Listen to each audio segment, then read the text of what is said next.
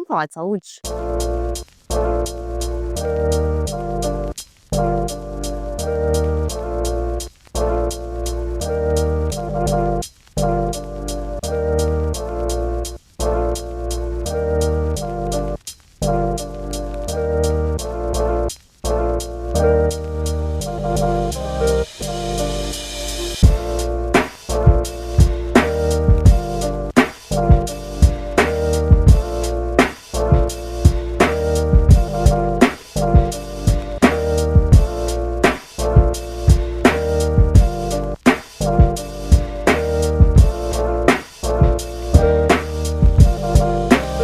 Disclaimer do episódio de hoje: este vídeo está sendo regravado. Eu devo estar gostando muito disso aqui, porque eu estou regravando o vídeo inteiro. Mas sem chorar, vamos pro que importa. Seja bem-vindo ao terceiro episódio do 180 antes dos 30. Eu fui uma criança que comia super bem, não tinha nenhum tipo de restrição alimentar, nunca recusei nenhum alimento, comia super bem.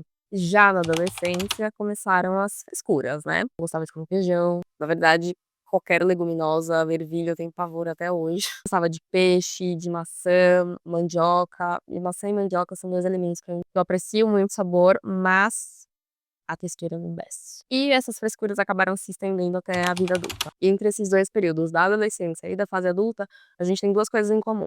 Eu sempre gostei muito de comer doce, e em grande quantidade. E sempre que eu me sentia ansiosa, eu descontava na comida. Além disso, tinha determinadas comidas que me despertavam um gatilho de querer comer demais, tipo estrogonofe, que eu sempre gostei muito, mas assim, pratos pedreirescos.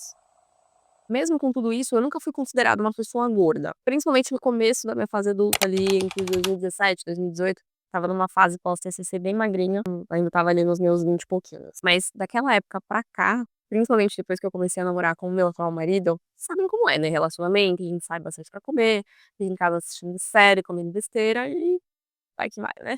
E o pior é que quem me conhece sabe, eu bebia igual um Opala. É sério, parecia quase um talento, bizarro. E com isso, eu engordei no mínimo uns 25 quilos. Eu falo no mínimo porque foi o que eu descobri quando eu tive coragem de me pesar.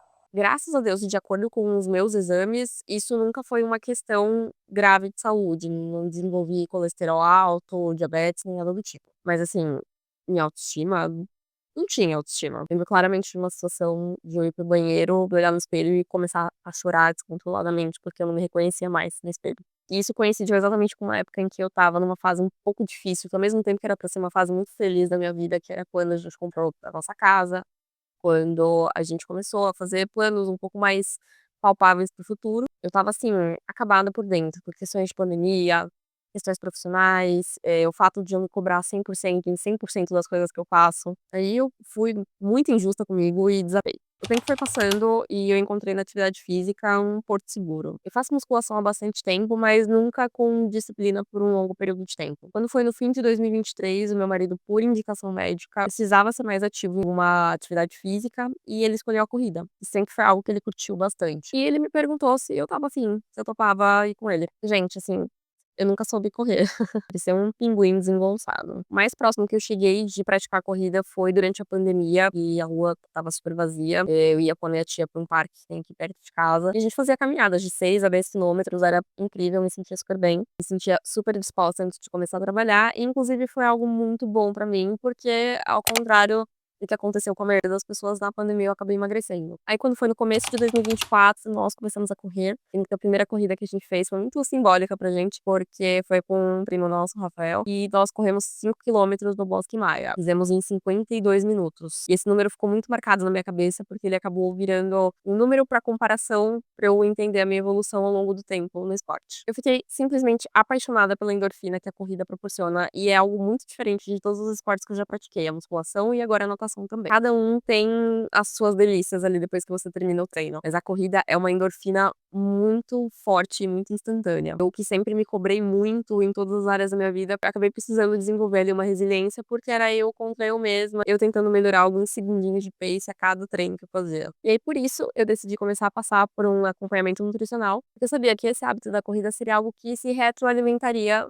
com o meu objetivo. Quanto mais eu desenvolvesse a minha performance na corrida, mais eu perderia peso, eu me sentiria disposta e quanto mais eu me sentisse disposta, melhor eu conseguiria correr. Aí com isso eu fiquei 9 meses em acompanhamento nutricional e aprendi um monte de coisa legal que eu quero compartilhar agora com você. A gente acha que a gente tá fazendo a dieta e os treinos direito, mas geralmente a gente não tá, então é muito importante a gente passar por um acompanhamento profissional. Ingestão de água, qualidade de sono e controle de estresse são tão importantes quanto o que a gente ingere e o quanto a gente treina. Dieta precisa proporcionar adesão. Eu tenho certeza de que se a minha dieta não fosse gostosa, eu não teria durado 2 semanas, 1 semana e olha lá. Gente, eu passei no mínimo uns 6 meses jantando hambúrguer todo dia. Hambúrguer. Tem como ser infeliz? A dieta mudou absolutamente meu paladar. Em um determinado momento, aquela Sarah que não gostava nem de comer feijão, passou a desejar comer um feijão com arroz. Parece que o corpo começou a pedir comida de verdade. Mastigar devagar e prestar atenção no que a gente tá comendo faz parte do processo de construção da saciedade. No fim das contas, a gente não percebe muito disso, mas a comida só tem graça enquanto a gente tá com ela na boca. Então, se é assim, o X da questão no fim das contas é apreciar aquilo que a gente tá comendo, né? Algo muito importante, a comida não vai fugir. Às vezes a gente acha que a gente tá num apocalipse, no fim do mundo e que a gente nunca mais vai comer aquele doce da festinha que a gente tá. Sim, a gente vai ter oportunidades outras vezes de comer aquilo, a gente não precisa comer como se fosse, sei lá, o fim do mundo. Nosso corpo confunde sede e fome. Às vezes a gente acha que a gente tá com fome várias vezes consecutivas ao longo do dia, mas é só o nosso corpo pedindo literalmente água. Entre milhões de outras coisas que eu aprendi nesse processo, principalmente sobre mim mesma. Eu digo com toda a certeza do mundo que foi um processo muito mais interno do que externo. E se não fosse dessa forma, eu tenho certeza de que todo o resultado que eu consegui já teria ido por água abaixo. Porque no fim das contas, o principal que a gente precisa mudar é o nosso comportamento em relação à comida, ao nosso corpo e à nossa vida no geral.